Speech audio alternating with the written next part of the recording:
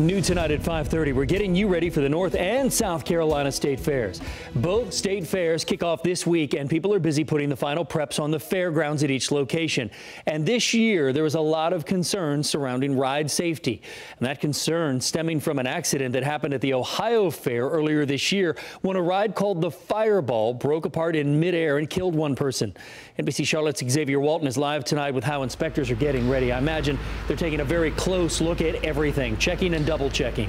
Yeah, double checking, exactly right, Bill. Tonight in Columbia, South Carolina, dozens of people are inspecting every single ride they put together. And why? To make sure that every single ride is safe for the thousands of fair goers that are going to be riding rides this week.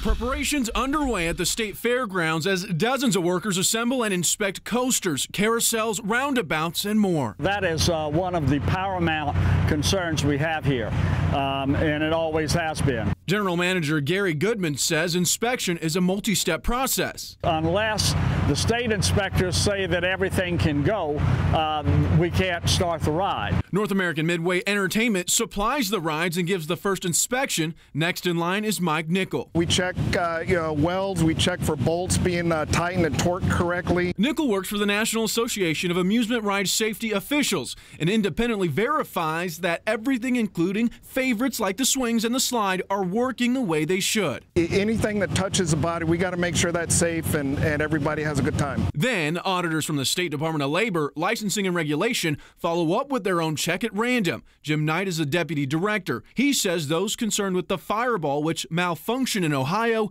killing one and injuring 7 this past summer, shouldn't worry. We're not permitting the Fireball to operate in South Carolina this year. If a ride were to malfunction, Goodman says they'll repair it and restart the inspection process. It has to go through those both inspections. The state has to authorize it, and then even after the state authorizes it, we won't start it back until our private inspector authorizes it also.